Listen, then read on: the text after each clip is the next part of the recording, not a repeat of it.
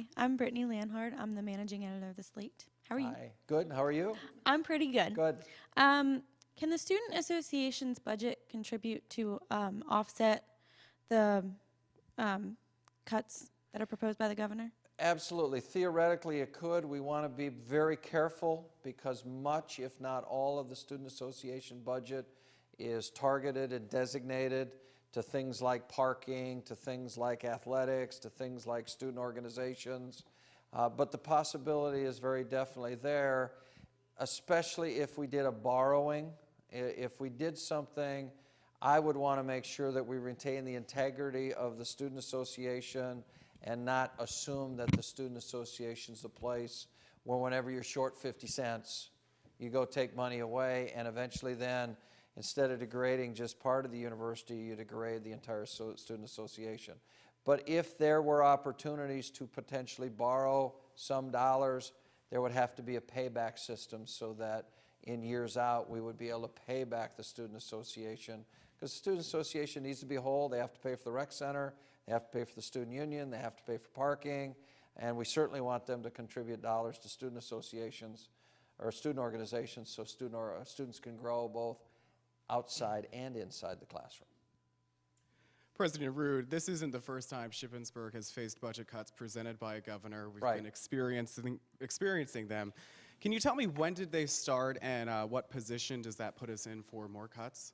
Oh, goodness. Probably 4 out of the 5 years that I've been here, we've been in a budget cutting mode. The challenge in the past is that those budget cuts came along with some increases in other dollars in other areas and other enrollment pieces. So the challenge becomes that I don't like is when you go too long in a budget cutting environment, then everybody's just talking about budget cutting. You're not talking about what we're supposed to be talking about, like student success, student access, new programs, redevelopment of curriculum so that students can graduate up to date, up to speed, ready to be employed, ready to go to graduate school, and those are some of the challenges that we faced in terms of a budget cut environment. And again, $18 million over 8 years versus $15 million in 1 year. That's almost an impossible task. So you're saying Shippensburg could face these cuts if it were gradual, like over the last 8 years, just not at once? Absolutely. If we were looking at, if we were looking at a reduction of 15 million over the next 15 years, that's a whole different model. I would rather we not. I would rather that we would continue to grow and develop, as I said before, the future of the Commonwealth. But it's the same idea with tuition. If I said $2,000 increase in tuition for you next year, I'm pretty much taken aback. If I say we're going to raise your tuition $200 a semester for the next 10 years, I think more people are saying, oh, okay, I'm only going to be here 4 or 5 of those years. I can absorb that kind of increase, and I know it's coming. What will these cuts mean for loans, grants, and scholarship opportunities? I'm hopeful.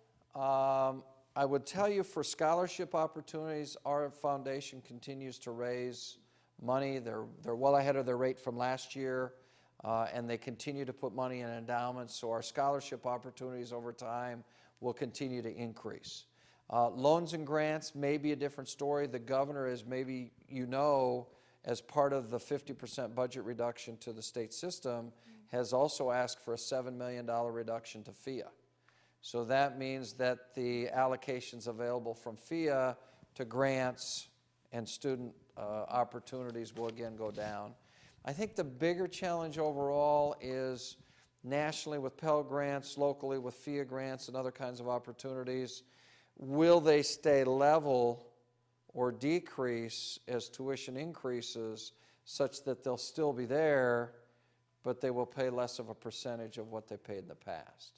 So that's a fear. That's something we have to go out and look for, but I am very comfortable that we are going to try very hard to continue to raise as many dollars as we can through our foundation so more and more students can be offset with scholarship dollars so that that will assist them in terms of paying for their education.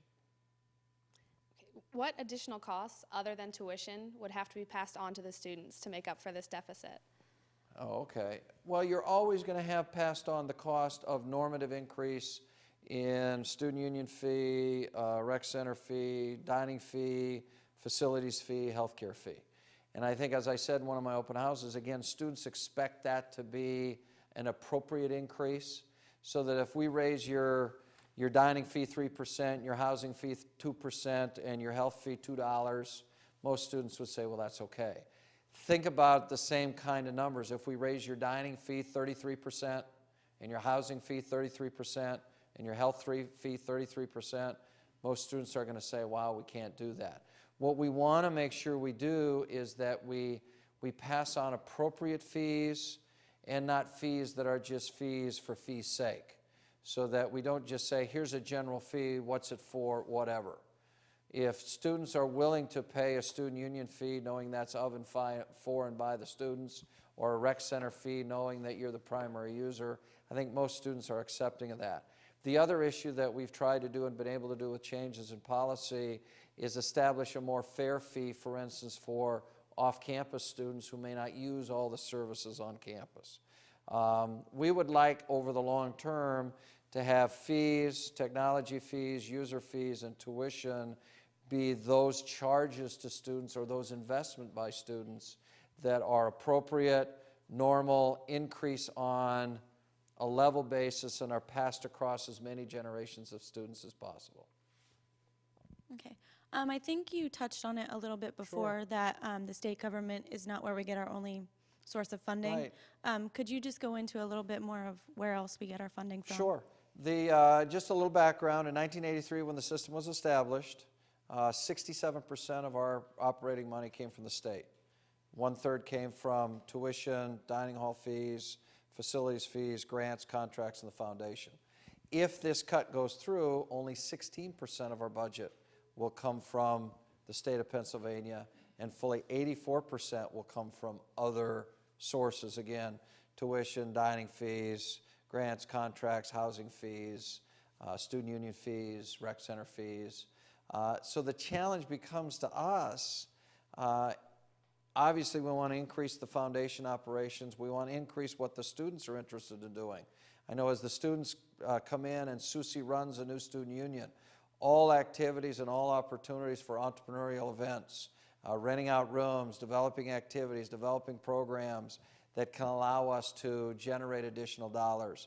As we build our new residence halls, we will have a wonderful set of rooms that are available in the summer that can generate additional revenue through dining fees and housing fees for off-campus camps and conferences that will raise money. And then grants, contracts, and other things that faculty might do in order to bring in dollars. So as my colleague at California University, Angela Armeni, we're being privatized without a plan, going from 67% to 16%.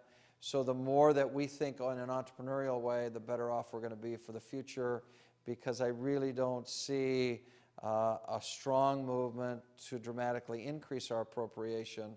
So the more that we can do to generate money on our own, I think the better off we're going to be in the long run. Okay. Do you anticipate any other cuts based on the breakdown of operating money for Shippensburg? Redefine that question. Any other cuts in terms of?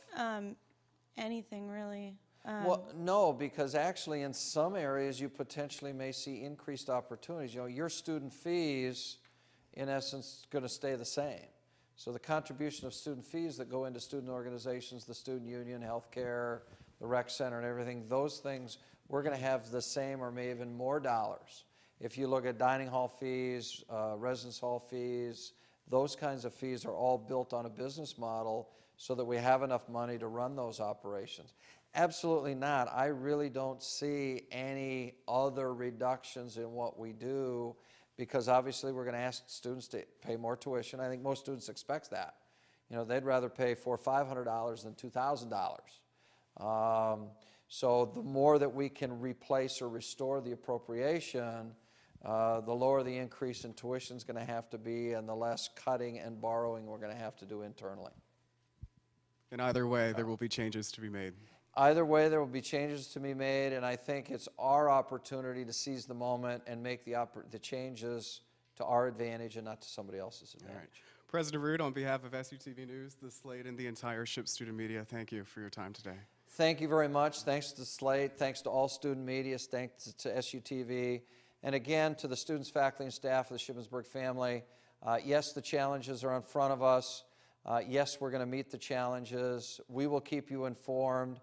Stay tuned to the website. Stay tuned to the SHIP homepage. The information will be out there. It will be forthcoming. And we hope and we trust that as we move into 2011, 2012, Shippensburg University again will lead the way of the PASSHE schools, and we will meet this challenge head on and continue the quality, the affordability, and the access of education that we've now had for 140 years at Shippensburg University. Thank you.